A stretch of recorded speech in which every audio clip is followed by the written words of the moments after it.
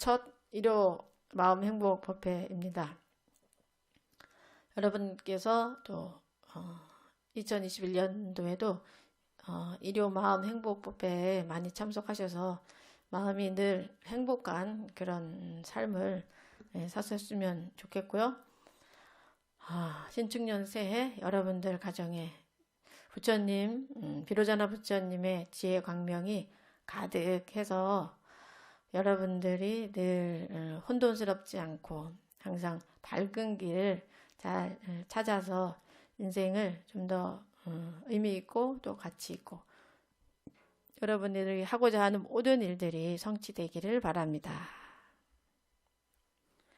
먼저 잠깐 입정을 하도록 하겠습니다. 네. 자, 입정은 자, 오른발 밑에 왼발에 올리시고 오른손 밑에 왼손에 올립니다. 엄지를 살짝 닫고 가슴을 활짝 펴시고 허리를 곧게 세웁니다. 자, 가슴으로 크게 호흡 3번 하겠습니다. 숨을 크게 들이쉬고 내쉬고 숨을 크게 들이쉬고 내쉬고 숨을 크게 들이쉬고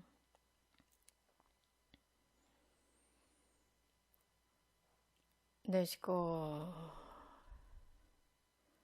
자, 내쉬는 호흡을 쭉 따라 내려가서 의식을 배꼽에 둡니다. 지금부터는 숨이 자연스럽게 들어오고 나가는 것을 느낍니다. 호흡에 집중한다는 것은 우리의 마음의 고요함으로 돌아오는 거룩한 순간이 됩니다. 모든 걱정과 근심은 여러분들이 호흡을 느끼고 바라봄으로써 모두 사라지고 끊어질 것입니다. 자, 3분 하겠습니다.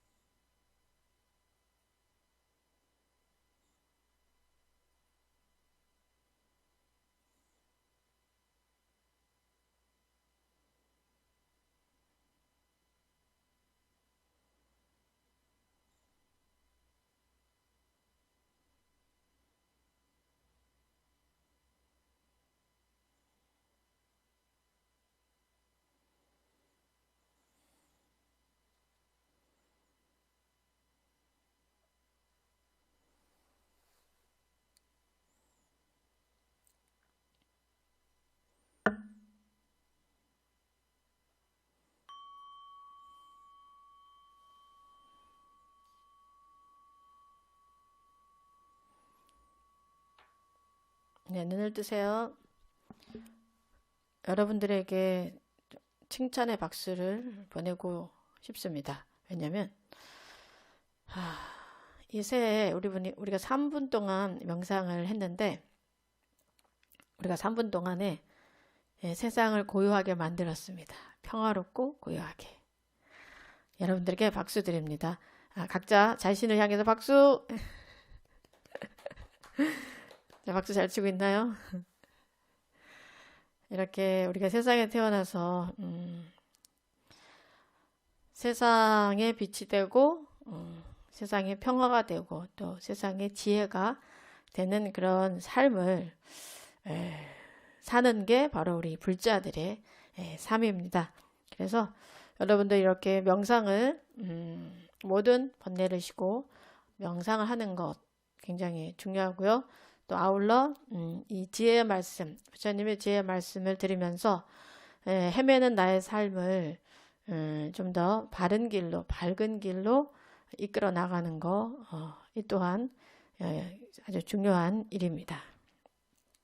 자, 훌륭하시고요. 저는 잠깐 명상을 하면서 이런 생각을 했습니다. 나의 올해 소원은 무엇인가? 나는 무엇을 하고 싶은가? 생각을 좀 하게 됐는데요.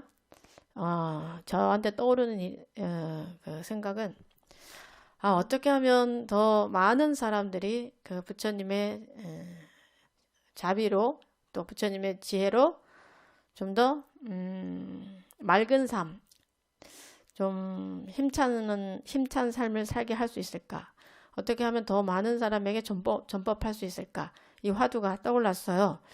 여러분들은 어떤 신년 그 화두를 가지고 계신지 궁금합니다. 여러분들이 해결하고 싶은 건 무엇인가? 제가 아침에 그 교회에서 하는 예배를 봤는데 아침 예배를 봤는데 거기는 많은 분들이 뭐 한 2,000명? 네. 2,000명 넘는 사람들이 한 교회에서 2,000명 넘는 2,500명 한 교회 2,500명 또 한 교회는 뭐 1,600명 뭐 보통 뭐 다 1,000명 뭐 적은 교회가 한 뭐 400명 이 정도 이렇게 예배를 보더라고요. 그래서 어떻게 하면 우리 불자님도 이렇게 좀 신행생활을 좀 잘하게 할 수 있을까? 네.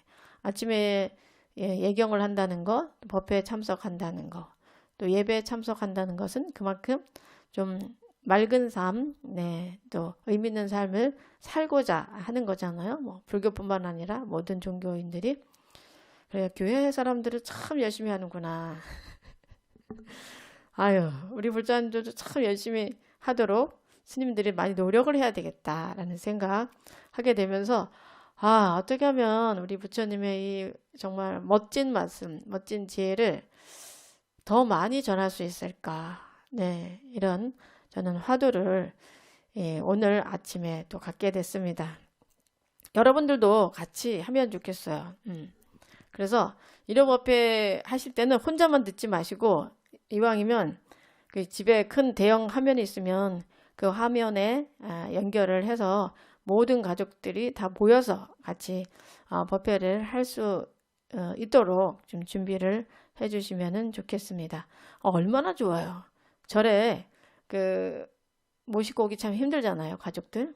그런데 여러분들이 집에서 그 대형 TV가 있으면은 요즘은 다 그 무선으로 연결이 되니까 법회를 딱 틀어놓고 모두 다 와서 정갈한 마음으로 앉아서 법회를 들을 수 있도록 한다면은 그야말로 부처님께서 여러분들 가정마다에 낮추신 그런 모습이 될 수 있을 것 같습니다.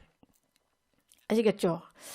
누군가 한번 시도를 해보신다면 좀 올려주시면 좋겠어요. 다음 주 특히 여기 라라랜드님의 할 수 있을 것 같은데 라라랜드님, 네, 인우, 정우, 또 인서 다 할머니 함께 대형 화면으로 법회 하는 거 앉아서 하는 거 찍어서 올려주세요. 숙제를 해야지. 한 사람이 숙제를 해야 되겠어요. 우리 라라랜드님은 숙제를 잘 하실 것 같아서 1차로 숙제를 드립니다. 이렇게 우리가 전법을 해야 돼요. 이게 사실 가장 의미 있고 가치 있는 일이죠. 우리 자식들에게 억지로 이 지혜를 줄 수는 없어요. 네, 부처님 가르침으로 자연스럽게 이런 삶의 지혜를 줄 수 있고 삶의 지혜를 주는 것이 여러분들의 유산이 될 수 있도록 하면은 좋겠습니다. 자, 라라랜드님 왜 대답이 없습니까? 네, 대답하세요. 나가셨나? 자, 그러면요 오늘 금강경 먼저 읽고 또 자세히 살펴보도록 하겠습니다. 자, 법요집 496쪽 함께 읽겠습니다. 부처님께서 수보리에게 말씀하셨습니다. 그대 생각은 어떠한가? 열애가 옛적에 연등 부처님 처수에서 법을 얻은 것이 있는가? 없습니다. 세존이시여. 열애께서 연등 부처님 처수에서 실제로 법을 얻은 것이 없습니다. 수보리여, 그대 생각은 어떠한가? 보살이 불국토를 아름답게 꾸미는가? 아닙니다. 세존이시여.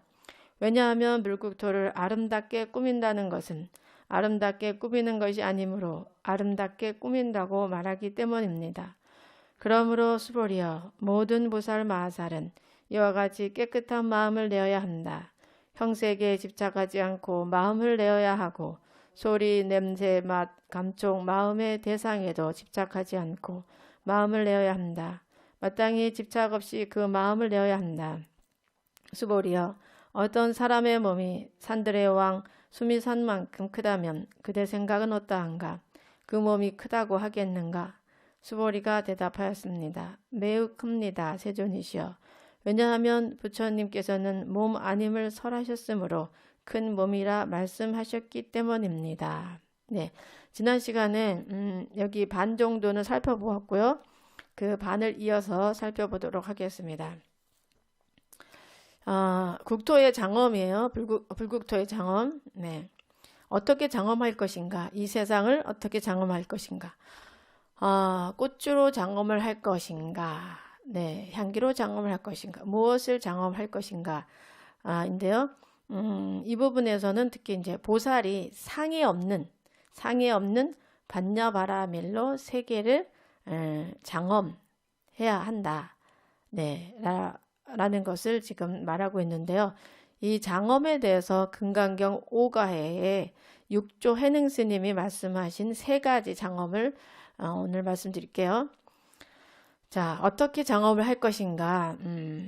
6조 해능 스님께서 말씀하신 세 가지 장엄. 첫째는 세간의 불국토 장엄이에요. 세 가지로 나누는데 첫째는 불국토 장엄, 둘째는 몸의 장엄, 셋째는 마음의 장엄을 말씀하셨어요. 첫째 세간의 불국토 장엄을 하는 것은 어떻게 하는 것이냐? 절을 짓고 또 경을 베껴 쓰고 또 보시하고 공양하는 것이라고 했는데요. 여러분들이 뭐 불사함에 있어서 대웅전을 짓는다거나 절을 지을 때 보시를 한다는 거, 혹은 이제 법보시로서 경이나 불서를 나누어 주는 거, 네, 이런 것들을 이제 불국토 장엄이라고 했어요. 세간의 불국토 장엄. 첫째 세간의 불국토 장엄, 그 다음에 몸의 불국토 장엄인데, 세간의 불국토 장엄은 이런 식으로 장엄을 하는 것이다. 그러되 장엄을 하되 하는 바 없는 그런 마음으로 장엄을 해야 된다는 거죠.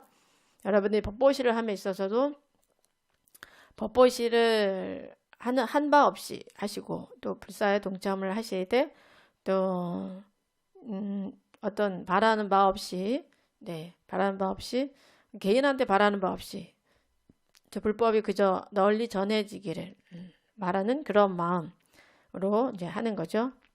네, 둘째는 자기 몸의 불국토를 장엄하는 일이라고 했어요. 자기 몸의 불국토를 장엄하는 일인데요. 이 몸의 불국토는 어떻게 장엄을 하냐면은 모든 사람을 볼 때 공경하는 마음을 바치는 거예요. 네. 여러분들 몸으로 누구를 만나든 공경하는 마음, 예, 공경을 하면은 그것이 바로 몸의 불국토 장엄이 돼요. 자, 우리가 업이 있어요. 업이 있어서 아주 나쁜 습관들이 우리가 있을 수 있는데, 이런 것을 고치려면 제일 좋은 방법이 그 모든 사람을 공경하는 마음으로 사는 겁니다. 네. 내 업을 바꾸고 싶을 때, 나의 나쁜 습관을 바꾸고 싶을 때 누구를 만나든 공경을 하는 거고, 공경의 마음을 이렇게 여러분들이 보이는 거죠. 이것이 안 되고 있죠, 사실. 서로가 나 잘났다는 것을 보이고 싶지, 그대는 정말 멋진 사람입니다. 그대는 참 훌륭합니다. 라는 이런 마음을 보내는 사람은 그리 많지 않은 것 같아요. 그래서 예를 들면은 사람들이 이제 여러분들이 봉사를 할 때 있잖아요. 봉사를 할 때 다만 그 상대를 좀 존중해주고 또 상대를 기쁘게 하고자 하는 그런 마음으로 봉사를 해야 돼요. 예를 들면 뭐 양도원을 간다거나 아니면 또 고아원을 간다거나 요양원 있죠. 노인 요양원 가서 봉사를 한다거나 그렇게 했을 때 우리가 했다는 마음을 가지고 한다면은 그거는 상에 있는 거고, 그저 그곳에 계시는 분들을 존중하고 이 사람들이 좀 편안했으면 건강했으면 하는 그런 마음 하나로 여러분들이 공경을 올린다면은 그거야말로 정말 내 스스로 나의 몸, 내 몸의 그 불국토를 제대로 장엄하는 그런 이제 봉사가 될 수가 있죠. 그런데 그렇게 하지 이제 못할 경우는 사실 상에 빠지잖아요. 상에 빠지면은 이 상에 빠지는 봉사는 차라리 저는 안 하는 게 낫다고 보죠. 예. 어떤 일을 하고 상이 빠진다면은, 상이 생긴다면은 그것은 수행과는 반대로 가는 일이에요. 이 수행이라는 것은 상을 없애는 과정인데, 내가 나 요양원에 봉사했어, 뭐 나는 좋은 사람이야, 나는 양로원에 봉사했어, 이런 마음을 가지고 있게 된다면은 내가 훌륭하다, 내가 남보다 낫다라는 생각이 있기 때문에 그것들이 또 다른 사람을 무시하는 이런 또 방향으로 언행이 또 나오게 되거든요. 그래서 다시 업을 또 지을 수가 있어요.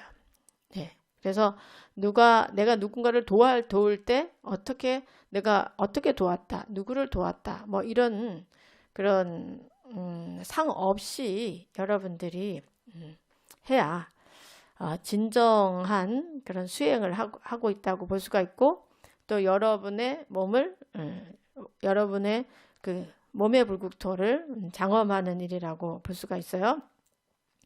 이제 여러분들 잘 아시겠지만 그 법화경에 보면 상불경 보살이 있어요. 상불경 보살. 상불경 보살님은 누구를 만나든 이런 말을 했어요. 당신은 부처님이십니다. 당신이 부처님이시니까 저는 당신을 참 공경합니다. 라고 말씀을 하셨어요. 그래서 보는 사람마다 당신은 부처님이십니다. 네. 당신이 부처님이시니까 저는 당신을 공경합니다. 라고 항상 이렇게 공경을 표현했어요. 혹자는 또 그렇게 얘기하면은 놀린다고 하는 사람도 있죠. 나를 놀리냐고. 그래서 뭐 화내는 사람도 있고, 상불경 보살에게 돌을 던진 사람도 있고, 하지만 상불경 보살은 거기에 굴하지 않고 계속 사람들에게 공경을 표했어요. 여러분들도 좀 이런 용기가 필요합니다. 여러분들 주변에 남편이나 아내나 아니 아이들에게 당신은 부처님이십니다 하고 공경을 해보세요. 네. 그럼 처음에는 왜 그래? 막 엄마 왜 그래? 아니면 당신 이상해? 그렇게 할 수 있지만 이거 계속 하다 보면은 정중하게 진실하게 하다 보면은 이분들이 정말 내가 부처님처럼 해야 되지 않을까? 라는 그런 생각을 하게 되고 자기 속에 있는 그 부처의 성품을 이렇게 찾으려고 노력을 하게 됩니다. 수기라는 거 있잖아요. 수기. 부처님께서 수기를 내려주시는 것. 이 수기라는 것도 이 누군가에게 너는 앞으로 이런 공덕을 지어서 부처가 될 것이다. 이런 말을 듣는 동시에 정말 부처가 될 수 있는 그런 그 힘이 또 나오죠. 네. 그래서 말을 우리가 그렇게 해준다는 것은 정말 그 사람이 그렇게 될 수 있는 힘을 주는 그런 굉장한 그 파워를 쓰고 있는 거예요. 네. 아주 굉장한 일이죠. 사실 이것이. 네. 그래서 우리가 선생님들은 보통 길을 가다가도 벌레를 만난다거나 아니면 동물을 만난다거나 뭐 이렇게 어떤 형태의 동물을 만나든지 간에 축원을 해주죠. 발보리심해라. 이렇게 발보리심해라. 이렇게 하거든요. 그것은 그만큼 그 벌레나 짐승들이 그 축원을 받고 또 그렇게 될 수 있는 인을 심는 어떤 그런 자비의 행위 돼요. 어떤 재미있는 그 예가 있는데 어떤 스님이 수행을 하다가 어느 날 수행 열심히 해가지고서 어느 날 탁 도가 트였어요. 근데 너무 우스워 죽겠는 거야. 그래서 박장대소를 했어요. 박장대소. 그래서 옆에 있는 스님이 이 자네는 왜 박장대소를 하나 했더니 스님이 하는 말. 내가 어느 그 생에 자벌레였는데 자벌레 아세요? 자벌레는 이렇게 꼼지락꼼지락 하면서 자대시지 이렇게 요만큼 재면서 이렇게 올라가는 자벌레였는데 어떤 스님이 나를 보고 야 너는 이렇게 자를 재듯이 정확하게 이렇게 재가지고 이렇게 잘 정진을 잘하니 다음 생에는 성불을 하겠다. 너는 정말 불법을 만나서 수행을 잘해서 성불을 하겠다. 이런 말을 했는데 내가 그 인연으로 지금 이런 스님이 되고 또 이렇게 공부를 하게 됐다는 걸 알게 됐다 하면서 막 웃었다는 그런 이야기가 있어요. 그래서 여러분들이 이렇게 주변의 사람들을 가까이 있는 사람들에게 너는 부처야. 부처님 이렇게 하면서 이름 부르면서 뭐 우리 인우 부처님, 정우 부처님 이렇게 이름만 불러줘도 그 뒤에다가 달라진다는 거죠. 네. 이렇게 그래서 수기를 우리가 주는 것과 마찬가지예요. 네. 이 좋은 사람이 될 수 있도록 우리 속엔 다 부처의 성품이 있잖아요. 네. 그 좋은 마음으로 그렇게 당신은 부처님입니다. 라고 이야기를 말씀을 이렇게 전해 주는 거 작은 일인 것 같지만 아주 큰 일이고 세상을 바꾸는 일이죠. 그래서 타인을 여러분들이 자꾸 존중하고 존경하잖아요. 그러면 여러분들이 또 그만큼 이렇게 달라져요. 여러분들 업이 그만큼 많이 녹아요. 네. 남을 존중하고 남을 찬탄할 때 그때 여러분들의 업장이 높고 나쁜 습관이 바뀌어요. 그래서 긍정적으로 보게 되죠. 어떤 사람은 사람을 보면 의심을 하고 제가 나 이게 나쁘게 보는 거야. 쟤는 이런 마음을 갖고 있는 거야. 이렇게 보는 사람들도 있어요. 네. 그렇게 보는 사람 자체가 사실은 불행하고 좀 안타까운 거죠. 네. 우리 상불경 보살님처럼 당신은 부처님입니다. 라고 이렇게 보면 바로 내 마음도 부처의 마음이 되고 그 사람도 부처의 마음이 될 수 있는데 너는 이렇게 하니까 이런 마음으로 하는 거지라던가 뭐 그 사람이 그렇게 생각하는지 확실하게는 모르지만 그렇게 한다면은 그것이 모두를 불행하게 하는 그런 일이 되죠. 예. 그래서 우리가 공경한다는 거, 다른 사람에게 공경을 바치는 것은 참으로 이제 소중한 일이에요.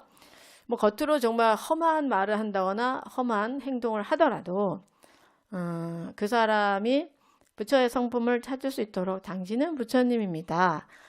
예, 이렇게 그 사람이 좋은 면을 가지고 있는 것을 찾을 수 있도록 도와주는 것, 네, 굉장히 소중하고요.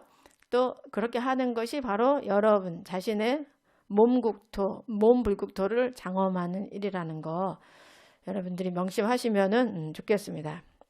자, 그 다음에 셋째는 마음의 불국토를 장엄하는 일이에요.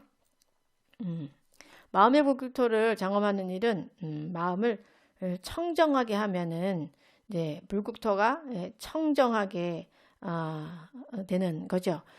즉 생각에 머무는 바 없는 마음을 내는 그것, 얻을 바 없는 마음을 쓰는 것이 바로 마음의 불국토를 장엄하는 일이에요. 그것을 정심장엄이라 그래요. 정심, 깨끗할 정자를 써서 정심장엄. 그래서 정심은 마음을 청정히 하는 거예요. 마음을 청정히 한다. 과연 무엇일까? 마음을 청정히 한다는 게 무엇일까? 네. 마음을 청정히 한다는 것은 바로 반야바라밀의 마음인데, 반야바라밀, 지혜바라밀이잖아요. 바로 머무는 바 없는, 상없는 마음을 쓰는 것, 네. 그래서 바로 정심장엄이라고 할 수 있어요. 그래서 아상, 인상, 중생상, 수자상에 머무르지 않고 또 열반을 얻었다고 해서 또 열반을 성취했다는 그런 생각도 없는, 내가 반야바라밀 세계에 들었다 해도 반야바라밀 세계에 들었다는 그 또 상이 없는 그런 세계를 말하는 거죠. 정심장엄이. 그래서 육조 단경에는요, 정심이라는 말이 이제 자주 나오는데, 그 육조 스님께서 법문할 때 대중들을 보면서 이런 말씀을 하셨대요. 선지식들이여 정심하라. 정심하라. 마음을 청정히 하라. 마음을 청정히 하라. 뭐 일반적으로 청정히 하라 그러면 깨끗이 하란 말인가 보다. 뭐 이렇게 생각하지만 구체적으로 정심이 무엇인지 알아야 되겠죠. 네. 그 어느 곳에서 머무르는 바가 없는 그런 마음. 착한 일을 해도 착한 일을 했다는 생각이 없는 마음. 남을 도와줘도 도와줬다는 생각이 없는 마음.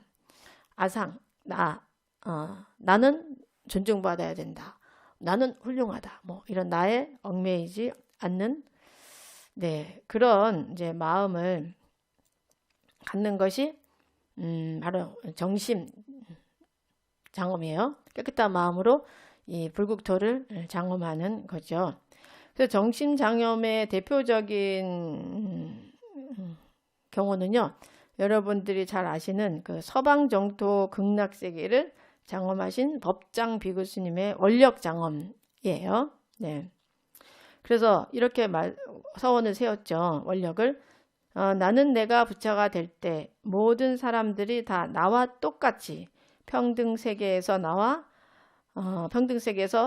같은 극락 세계에서 논일기를 원한다. 모두 다 부처 되기를 원한다. 또 사막도가 없어지기를 원한다. 라는 그런 원력을 가지셨어요. 네. 우리 사실 뭐 관세음 보살님이나 뭐 지장 보살님이나 이렇게 또 그 아미타 불국토를 세우게 되는 법장 비구 서원, 법장 비구나 모두가 이런 원으로 인해서 청정한 마음의 그런 원으로 인해서 장엄을 하게 되는 거죠. 그래서 이런 원이라는 것은 다 마음에서 나오는 거예요. 네, 마음 통해서. 그래서 마음을 어떻게 먹느냐가 참 중요한데요. 여러분들이 그 마음을 먹음에 있어서 원력을 가지면서도 그 원력이 머무는 바 없는, 상 없는 그런 이제 원력을 가지셔야지 그 원력이 또 그만큼 크게 꽃피울 수가 있어요. 근데 우리 보통 중생들은 그 원력 없이 욕심으로 뭔가 이루어야겠다고 이제 생각을 하죠. 그렇다면 이제 욕심의 장엄이 따르겠죠. 욕심의 장엄. 욕심으로 세상을 장엄하게 되는 거죠. 우리 마음의 국토를 욕심으로 장엄을 하게 되고 하는데, 이 욕심의 장엄 뒤에 따르는 것은 뭐냐? 욕심을 갖게 된다면 여러분들이 원망이 생기면서 원망으로 장엄하게 돼요. 우리 마음 국토를. 예. 누군가 이것을 해줬으면 좋겠다. 아니면 부처님께서 부처님 저 이거 이루어 주세요. 그랬는데 욕심으로 부처님 저 이번에 뭐 1억 벌게 해주세요. 그런데 부처님이 안 해줬다. 이루어지지 않았다. 그러면 원망하게 되죠. 아이고 부처님이 영험이 없네. 내가 부처님께 참 과일도 올렸는데 뭐 부처님께 내가 10,000원이나 보시했는데 나를 안 도와주신단 말이야. 이렇게 하면서 우리가 원망을 하게 돼요. 네, 원망. 그래서 원망장엄이 돼요. 내 마음 국토를 원망장엄으로 하면 안 되겠죠. 그래서 청정한 장엄, 정심장엄, 청정한 마음으로 여러분들이 장엄을 해야지 됩니다. 너무 멋진 말이죠. 세상을 장엄한다는 거, 어떻게 장엄할 것인가. 우리가 눈으로 보이는 이 세상을 장엄을 할 때, 첫째는 세간의 불국토 장엄. 자, 절을 짓고 또 경을 베껴 쓰고, 네, 보시를 하고, 이렇게 불서를 나누고 하는 거가 첫 번째였고, 둘째는 자기 몸의 불국토를 장엄하는 일이라고 했어요. 몸의 불국토를 장엄하는 거. 무엇으로 장엄한다겠죠? 몸의 불국토는 공경으로 장엄을 하라. 주위에 보이는 만나는 사람들 항상 공경하는 마음. 어느 도량에 갔을 때 누군가 나를 공경하는 마음으로 대하는 사람과 공경하지 않고 의심으로 대하는 사람, 어느 사람이 더 좋아요? 당연히 여러분들도 나를 공경하는 마음으로 대하는 사람이 좋겠죠. 네. 딱 어느 도량 갔을 때 뭐 훔쳐갈라나? 이렇게 의심하는 눈빛으로 보는 사람과 어서 오라고 무엇을 해드릴까요? 라고 보는 그 사람, 두 사람이 있을 때 우리는 두 번째 사람에게 가게 돼요. 그래서 혹시 뭐 장사를 하시는 분이 있다면은 장사 잘 되게 하는 방법.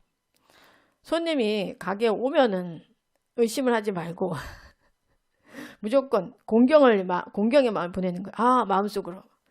당신은 부처님입니다. 이렇게 어서 오세요.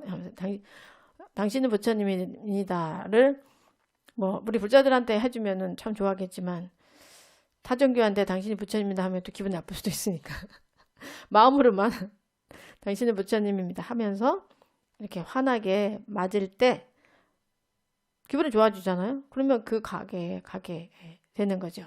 어느 곳에 가든지 여러분들이 공경의 마음을 바치면은 모든 사람들이, 그곳에 있는 모든 사람들이 여러분을 사랑하고 좋아하게 됩니다. 하지만 의심의 눈으로 제가 나 미워하는 거 아니야? 이 도량 이 사람들은 도대체 뭐 하는 사람이야? 뭐 이런 식의 눈으로 바라본다면은 그 도량에서 오래 있을 수도 없고 또 그 사람들이 환영을 하기 어려워요. 예. 어느 곳에 가서 내가 만약 그렇게 한다면 그 있는 사람들도 환영을 하기가 어려운 그런 상황이 되죠. 그래서 굉장히 중요합니다. 이렇게 상대를 공경하는 마음을 갖는 거. 네. 여러분들의 행복의 비결이라고도 할 수가 있어요. 그 다음에 셋째, 마음의 불국토를 장엄하는 거. 네. 청정한 마음, 네. 깨끗한 마음으로 불국토를 장엄을 하는데 이 청정한 마음이라는 것은 상없는 마음, 머무르는 바 없는 마음. 그 무엇을 했다 하더라도, 그죠? 예를 들어 내가 성불을 했다 하더라도 그 성불에조차 매여 있지 않는 그런 마음, 그런 청정한 마음일 때, 그 마음의 국토가 장엄이 되는 거죠. 너무 멋지죠. 그죠? 마음의 불국토를 장엄하는 거. 너무 쉬워요. 네. 돈도 안 들고 얼마나 좋아요. 네. 그래서 여러분들이 원력을 가지시기 바랍니다. 네. 그 법장비구처럼 또 지장보살님처럼 관세음보살님처럼 마음으로 청정한 마음으로 머무는 바 없는 마음으로 중생을 위한 마음, 사랑의 마음을 여러분들이 가지도록 한다면은 정말 그런 세상이 바로 이제 불국토가 아닌가라는 그런 생각을 하게 돼요. 네, 이제 오늘 세 가지 장엄에 대해서 이제 알아봤고요. 이제 이어서 지난 시간에 이어서 보면은요. 그러므로 수보리야 모든 보살 마살은 이와 같이 깨끗한 마음을 내어야 한다. 바로 깨끗한 마음, 머무는 바 없는 마음을 내야 된다는 거죠. 형색에 집착하지 않고 마음을 내어야 하고 소리, 냄새, 맛, 감촉, 마음의 대상에도 집착하지 않고 마음을 내어야 한다. 마땅히 집착 없이 그 마음을 내어야 한다. 네, 이게 한문으로는 응여시 청정심이니 불응 주색생심하며 불응 주성향 미촉법 생심이요 응무소주하야 이생기심이니라. 네, 여기 아주 유명한 말이 나오죠. 응무소주 이생기심. 자, 보살은 반드시 텅 빈 마음을 내야 한다라는 말이에요. 즉 어떤 관념에도 사로잡히지 않는 자기를 완전히 비운 그런 마음을 내어야 한다. 이것은 곧 사상과 선악, 시비를 다 떠나보낸 그런 수승한 마음을 상징하는데 이 응무소주 이생기심 하면 떠오르는 분이 누구예요? 홍공스님. 응무소주 이생기심 떠오르는 분 누굽니까? 맞아요. 육조 해능스님, 해능스님 맞췄습니다. 여러분 박수. 해능스님이 원래 그 정말 뭐 글자도 잘 읽을 줄 모르는 그런 분이었어요. 네. 그런데 아주 효심이 또 지극하셨죠. 예. 난 놓고 정말 기억자도 모르는 그런 정말 무식한 나무꾼이었는데 뗄나무를 해서 이제 시장에 갖다 팔아서 겨우겨우 연명을 하면서도 어머니를 이제 모시고 있던 분이었어요. 그런데 어느 날 어떤 스님이 말씀하시는 이 구절 응무소주 이생기심 이 구절을 듣고서 마음이 활짝 열렸어요. 그 순간에. 그래서 오도성을 읊으셨는데 이렇게 읊으셨다고 해요. 하기 자성 본자 청정. 나의 자성이 본래 저절로 청정하다는 사실을 상상이나 했겠는가? 네. 여러분들도 이거 듣고 사실 이 자리에서 깨우쳐야 됩니다. 네. 응무소주 이생기심 지금 이 해능스님처럼 딱 듣고 탁 놀라면서 깨우쳐야 돼요. 그 다음에 하기 자성 본불 생멸. 나의 자성이 본래로 불생불멸이라는 사실을 상상이나 했겠는가? 하기 자성 본자 구족. 나의 자성이 본래 저절로 모든 것이 갖추어져 있다는 사실을 상상이나 했겠는가? 하기 자성 본무 동료. 나의 자성이 본래로 아무런 동료가 없다는 사실을 상상이나 했겠는가? 하기 자성 능생만법. 나의 자성이 능히 일체 만법을 만들어낸다는 사실을 상상이나 했겠는가? 여러분들 좀 감이 옵니까? 사실 저는 감이 좀 오고 있습니다. 우리가 이렇게 갖추고 있다는 거죠. 응무소주 이생기심. 머무는 바 없이 그 마음을 낼지어다. 네, 머무는 바 없이 이 이 구절을 듣고 확연히 깨달으셨죠. 그래서 오도성을 탁 읊으신 게 바로 여러분들 우리가 모두 이 찾아야 하는 그 마음자리라고 할 수가 있겠죠. 나의 자성이 본래 저절로 청정하다는 사실 상상이나 했겠는가? 여러분들 자성이 다 우리 모두의 자성이 청정합니다. 나의 자성이 본래로 불생불멸이라는 사실을 상상이나 했겠는가? 우리 모두가 불생불멸입니다. 나의 자성이 본래 저절로 모든 것이 갖추어져 있다는 사실을 상상이나 했겠는가? 모든 것이 여러분 속에 갖추어져 있어요.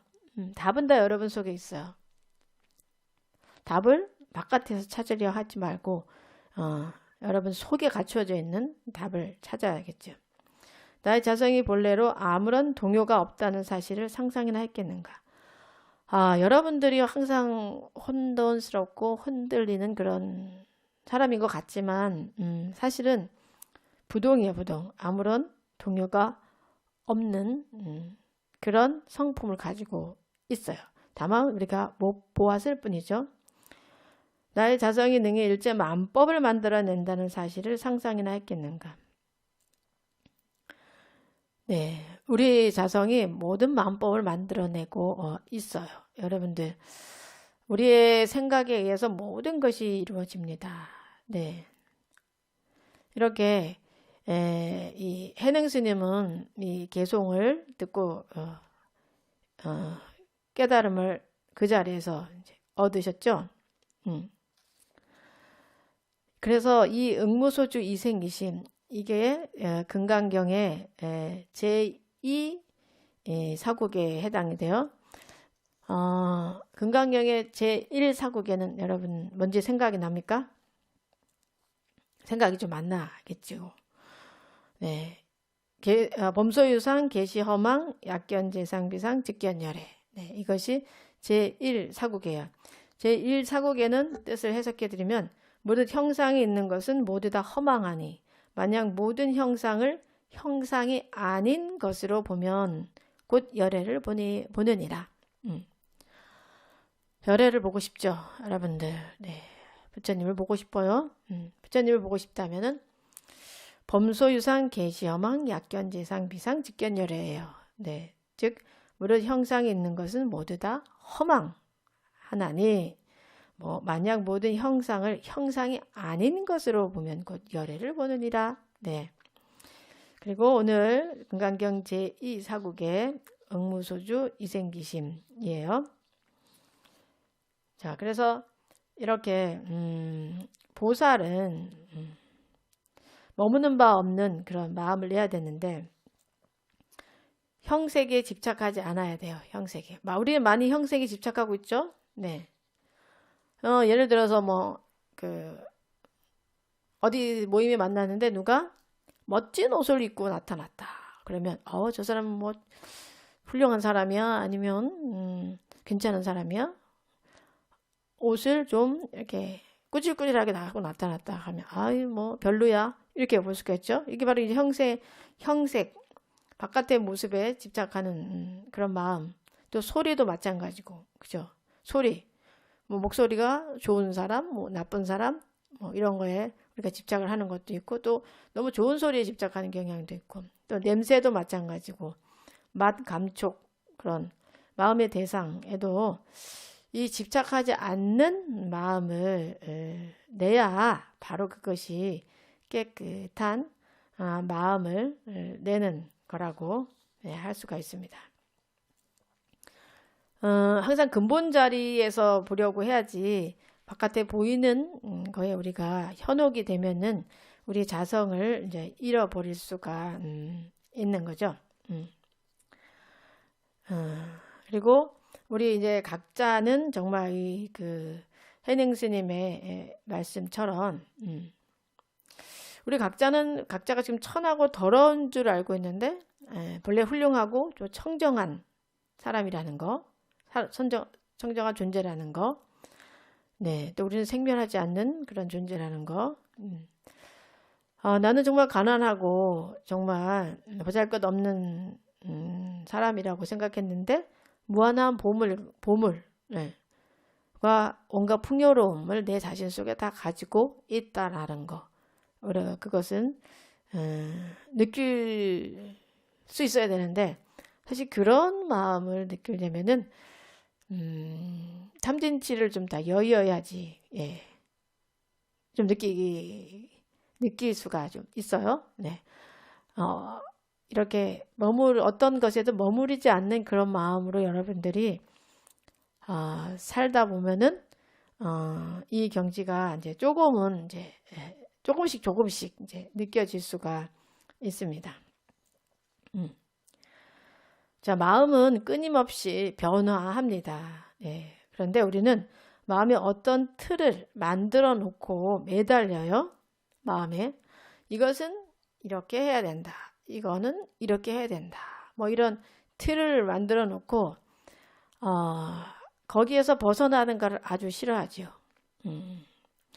뭐 예를 들면은 아이가 학교에서 뭐 돌아올 때 집에 뭐 8시까지 와야 된다라는 이런 틀을 딱 만들어 놓는 아빠가 있다면 그 아빠는 아이가 8시까지 안 오면 그때부터 괴로워지죠. 그리고 아이를 뭐 계속 괴롭히게 되고 하는 그런 또 성향이 생기는데 그럼 아이가 공부를 더 하고 9시까지 와야 된다라는 상황이 생겼을 때 그걸 유동성 있게 바꿔줘야 되거든요. 그래, 그럼 9시까지는 괜찮아 라고 해야 되는데 자기가 만드는 틀이 8시라면 안 돼.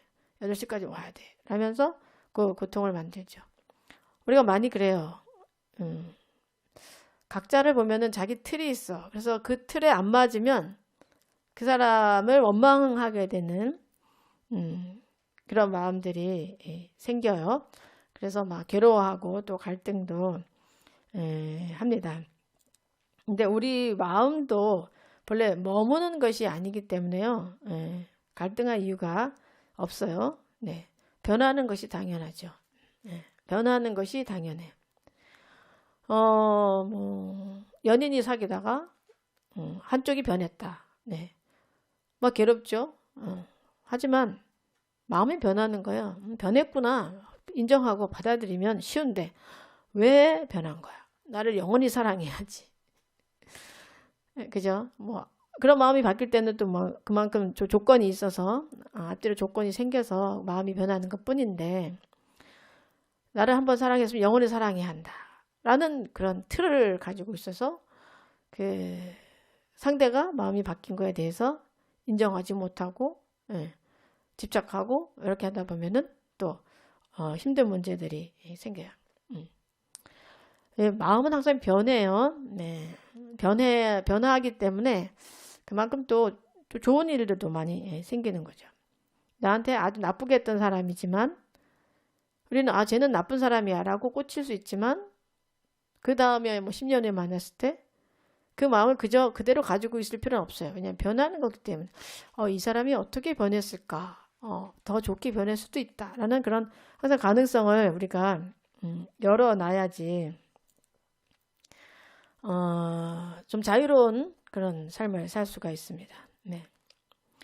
우리 육조해능 스님도요, 그 호러어머니를 모시면서 사셨는데 참 효자로 사셨지만 결국은 출가를 또 하게 되잖아요. 네.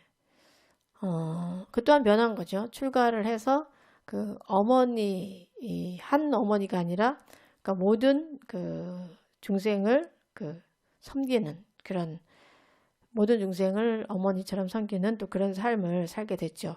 이렇게 이제 변하기 때문에 더 큰 발전이 있었던 겁니다. 자, 그 다음 수보리야 어떤 사람의 몸이 산들의 왕 수미산만큼 크다면 그대 생각은 어떠한가? 그 몸이 크다고 하겠는가? 수보리가 대답하였습니다. 매우 큽니다. 세존이시여. 왜냐하면 부처님께서는 몸 아님을 설하셨으므로 큰 몸이라 말씀하셨기 때문입니다. 라고 했어요. 자, 수미산 나왔어요. 수미산. 자, 수미산은 일단 상상의 산으로 여러분들이 생각을 해야 되는데요. 이 우주의 중심에 수미산이 있다고 봐요. 아주 큰 수미산이 있어요. 그 수미산이 있고 우리 이 사바세계는 어떤 그 수미산 중턱에 있다고 이렇게 설명을 하고, 사천왕들은 수미산 아니 우리는 산 기슭에 있고 사천왕들 팔부신장들은 수미산의 중턱에 있다. 이제 이렇게 이제 설명을 하고 있는데, 그만큼 아주 큰 산이에요. 큰 산. 네. 이 큰 산, 사람의 몸이 산들의 왕 수미산만큼 크다면, 우리 몸이 그렇게 크다면, 네. 그 몸이 크다고 하겠는가라고 이렇게 말했잖아요. 근데 스보리가 매우 큽니다. 네, 크다고 말했어요. 왜냐하면 부처님께서는 몸 아님을 설하셨으므로 큰 몸이라 말씀하셨기 때문입니다. 라고 한 건데, 여기 이 속뜻을 보면은요, 이 수미산은 우리 자신도 모르게 가지고 있는 그 상 덩어리를 의미를 하는 거예요. 그 여러분들이 가지고 있는 상이 얼마나 크냐, 수미산보다 더 크다는 거죠. 그렇기 때문에 평생이 가도 그 상을 여러분들이 무너뜨리지 않고 그냥 그 상을 고수하죠.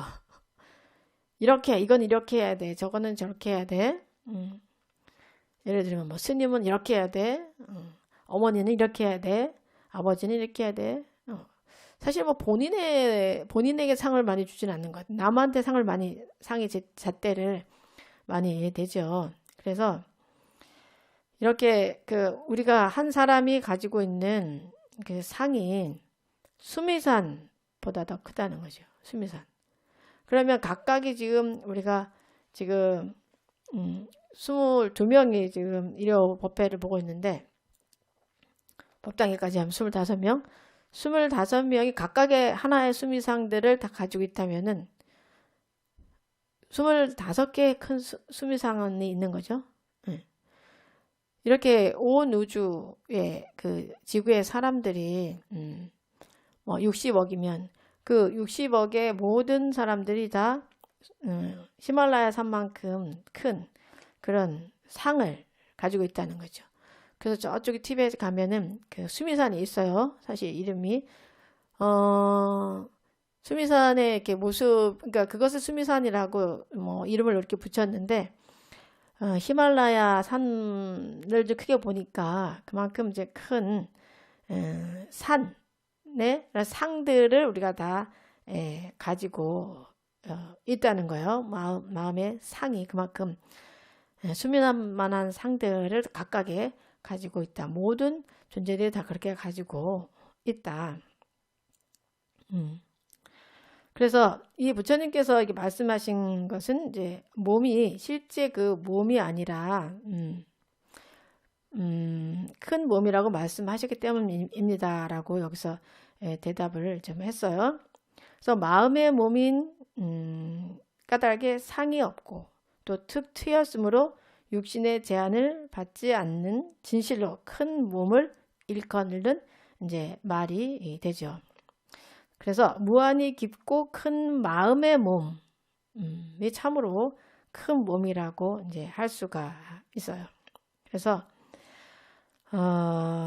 여기에서는 그 보살이 불국토를 장엄한다는 것은 이렇게 절을 짓고 뭐 불상을 만들고 하는 게 아니라 그 어디에도 머물지 않고 집착하지 않는 그런 마음으로 정말 그 자유로운 그런 마음을 써야 한다라는 것을 이제 말씀하고 계십니다. 수미산을 무너뜨려야 되겠죠. 우리 마음에 이렇게 수미산처럼 쌓여 있는 그 상. 그 초바심 자격물 배우다 보면은 수신제장이 여수미산이다라는 말이 있는데, 우리가 그 지어온 업이 수미산만하다라는 그 말씀이 또 있어요. 우리의 업이 수미산만하다는 거예요. 수미산 얼마나 커요. 예. 우리가 상상하기 어려운 그런 산이에요. 우주의 그 중심이 되는 그런 산인데, 그만큼 크다고 이제 이렇게 비유를 말씀하셨는데, 그래서 이 업장을 소멸한다는 것은 결국은 이 상을 없애는 것과 동등하다고 볼 수가 있어요. 그 업이라는 것은 그만큼 매여 있어요. 매여 있어. 예, 어떤 것 틀에 매여 있어요. 틀에 매여 있기 때문에 자꾸 업을 짓게 되는 거예요. 예, 우리가. 그래서 이 수미상과 같은 그런 업장을 우리가 소멸하기도 바쁜데, 예, 어찌하여서 어떤 악행을 하겠는가라는 말이 조바심자경문에 이제 나와요. 그래서 여러분들이 항상 좀 알아차리고 계셔야 돼요. 나의 상이 수미산보다도 더 클 수 있다. 나의 업이 수미산만 하다. 그렇다면 나는 무엇을 해야 할까? 네. 업장 소멸을 해야 되겠죠. 네. 어떻게 하면 업장 소멸을 할 수 있을까? 사실 이 상을 다 여인다면은 상을 완전히 수행을 한다면은 여러분들의 업이 다 녹는다고도 할 수가 있겠죠. 하지만 그게 그리 쉽지는 않죠. 네. 제가 보면은 이 살면서 평생 동안 업을 이만큼 녹이기, 눈꽃만큼 녹이는 것도 힘들어요. 돌아가시는 분들 보면은 끝까지 막 화내시면서 막 욕심을 채우지 못해서 괴로워하시는 분들 많고, 죽는 순간까지 막 짜증내고 하시는 분들도 많아요. 그 업이라는 게 그렇게 쉽게 녹지는 않은데, 일단 내가 그만큼 업을 가지고 있다는 것을 좀 알아차리는 것도 중요하고, 아까 말씀하신 또 내가 얼마나 청정한 성품을 또 가지고 있는가를 알아차리는 것도 중요해요. 네. 나는 본래로 갖추어져 있다. 본래로 갖추어져 있는 사람이다. 나는 원래 청정하다. 라고 알아차리는 것도 굉장히 중요한 부분이에요. 그래서 육조스님은 응무소주 이생기심 그 구절을 듣고, 그죠? 그 순간에 깨치심을 얻으셨잖아요. 그러면 결국 그 수미산을 무너뜨린 것과 마찬가지죠. 먼 길인 것 같지만 또 굉장히 가깝기도 한 겁니다. 네, 지름길은 여러분들이 상이 없는 마음, 무엇을 하되 한 바 없는 그런 마음을 내시고 또 원력을 가지시고 늘 내 자신의 이익보다는 모두의 이익, 모두가 좀 행복한 그런 서원을 세우고 하신다면은 바로 여러분의 업도 다 높고 또 더 큰 사람으로 또 더 큰 그 원력을 가진 보살로 이 세상을 살 수 있고, 또 이것이 다음 생까지 다 이어져 나갈 수가 있습니다. 네, 아시겠죠? 네. 그래서 여러분들 제가 말씀드렸죠. 상이 나타날 때의 증상이 뭐라고 했죠? 지난 시간에 내 마음에 상이 났다. 보통 상이 난지 잘 몰라. 내가 어떤 상을 가지고 있는지 잘 몰라요. 보통 이제 상이 있음을 알아차릴 때는 이제 화가 올라오지요. 화가. 이렇게 해야 되는데 라는 그런 화가 딱 올라올 때 바로 그 상이 있다는 거 알아차리시면 돼요. 네. 내가 뭔가 섭섭함이 생긴다.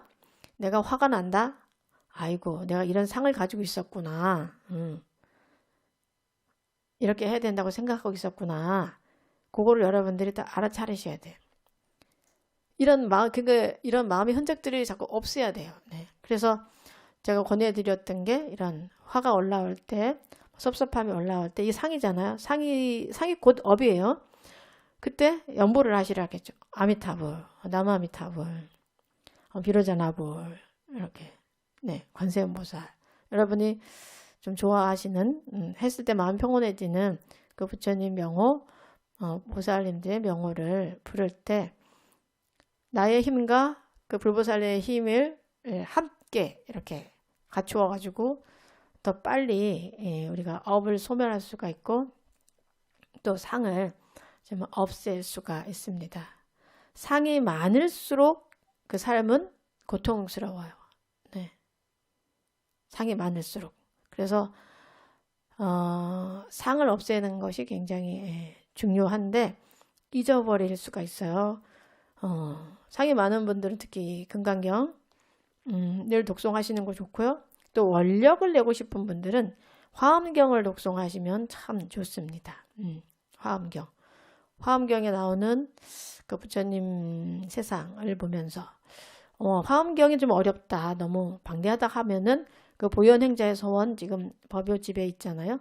법요집에 있는 보현행자의 서원을 매일 한 독씩 이렇게 하신다면은 여러분의 원력이 많이 커질 수가 있습니다. 네. 그것이 바로 이제 여러분은 마음의 길을 여는 정말 아름다운 그런 수행이 될 수가 있어요. 금강경에서는 계속 그렇게 말을 하고 있습니다. 무주상보시로부터 시작을 해서 무엇을 하는 바 없는 머무르는 바 없는 그 마음을 내어야 한다. 네. 여러분의 마음이 고요가 깨질 때 바로 여러분들이 상이 생긴 거예요. 아까 말씀드린 화가 날 때도 마찬가지지만 내가 무엇인가를 했을 때 내가 했다는 막 그 상이 올라올 때가 있어요. 나는 이런 걸 했어 하면서 동시에 다른 사람을 좀 무시하는 그런 마음이 좀 올라온다 싶으면 깜짝 놀라야 돼요. 깜짝 놀라고 나무아미타불 하고 여러분들이 다시 자기 자성 청정한 마음으로 돌아가시는 그런 수행을 계속 하셔야지 이어갈 수가 있습니다. 그리고 일요마음 행복법회를 꼭 참석을 항상 하시고 또 시간 나누신 대로 유튜브에 다 올라가 있잖아요. 지나간 것들이 다시 한번 또 돌려서 읽으시고 그래서 선 것을 익숙하게 해야 돼요. 우리가 이런 마음 수행한다는 것이 사실 굉장히 좀 항상 듣던 이야기가 아니잖아요. 좀 어설픈 이야기예요. 하지만 이걸 자꾸 듣다 보면은 이게 내 상이고 내 삶은 고통스럽게 하는 것들이 바로 이 상 때문이구나. 이걸 없애야 되겠네. 화가 올라올 때 바로 내가 상이 있음을 자각하게 하는 그 순간이구나.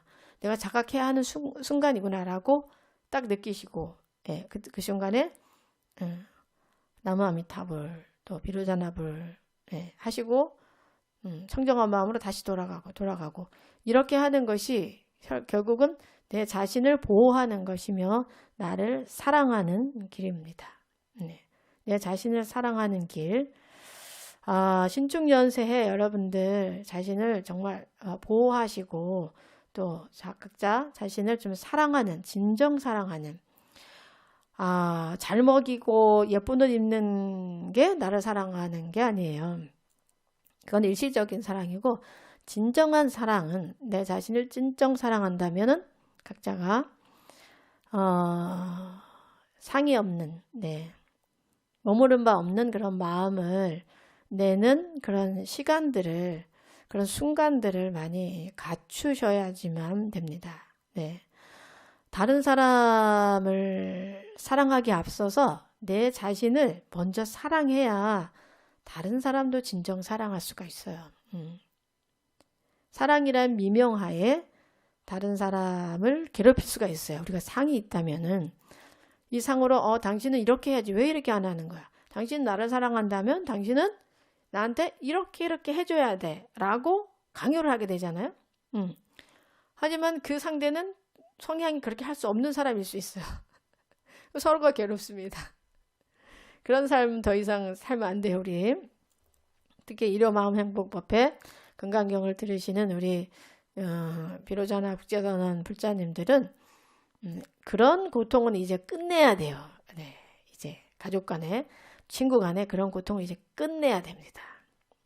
그러기 위해서 여러분 각자를 잘 보호하고 진정 사랑하는 그런 그 금강경 수행을 꼭 잘 하시기 바랍니다. 그래서 신축년 정말 거듭나는, 내가 더 아름다워지고 내가 더 거룩해지고 내가 좀 더 멋진 그런 내 자신이 될 수 있도록 노력을 해서 또 그런 날을 만드는 새해가 되면은 좋겠습니다.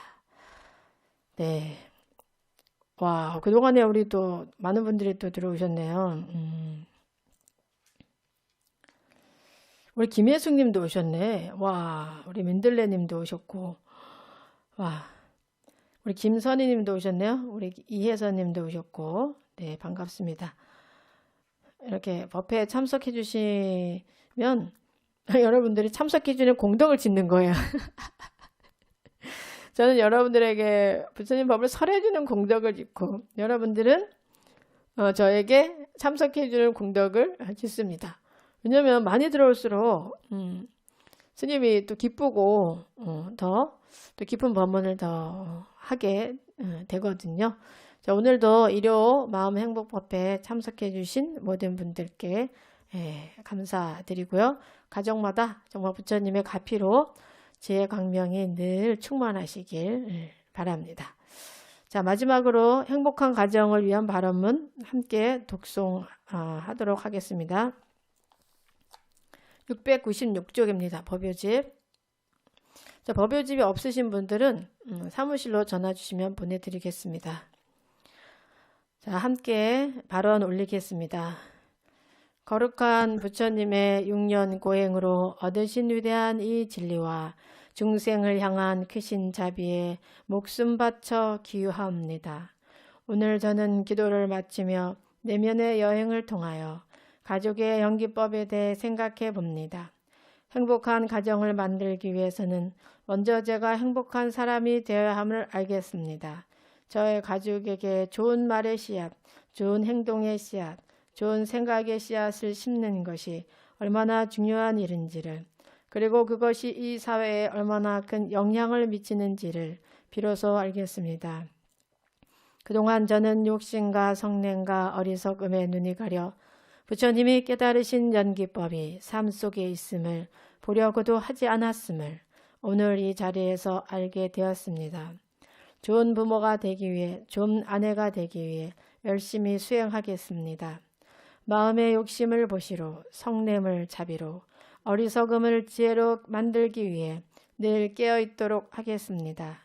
저의 말 한마디가 저희 가족에게 큰 절망을 줄 수도 있음을 생각하고 늘 희망적이고 긍정적인 말을 하도록 하겠습니다. 이것이 부처님께서 깨달으신 연기법의 실천임을, 그것이 부처님을 기쁘게 하는 이름을 명심하겠습니다. 절망이 오고 슬픔이 제게 다가올 때 그냥 절망하고 슬퍼하지 않고 그 원인을 생각하겠습니다. 그리하여 남을 원망하지 않고 미워하지 않고 저의 모자람을 알아차리면서 더 솔직하도록 하겠습니다. 오늘 저는 더 큰 성장을 향한 이 계절에 부처님처럼 자애롭고 지혜로운 사람이 될 것을 다짐합니다. 언제나 부처님과 부처님의 가르침과 그의 가르침을 올곧게 수행하는 사람들을 가까이 하겠습니다. 언제나 부처님 닮은 행동, 부처님 닮은 언어, 부처님 닮은 마음이 무엇인지를 곰곰이 생각하여 삶 속에서 실천하겠습니다. 이 시대의 진정한 자비가 무엇인가를 깊이 생각하고 무 중생들을 위하여 봉사의 삶을 살겠습니다. 시방세계에 아니 계신 곳 없으신 부처님, 제가 오늘 기도한 공덕으로 저와 인연 있는 모든 존재들이 나날이 행복하고 아울러 저희 각자가 성취하고자 하는 선한 의지가 이 땅에 펼쳐지도록 가피를 주십시오. 나무 서가모니불, 나무 서가모니불, 나무 시아본사 서가모니불. 자, 오늘 일요마음 행복법회는 이것으로 마치도록 하겠습니다. 성불하십시오.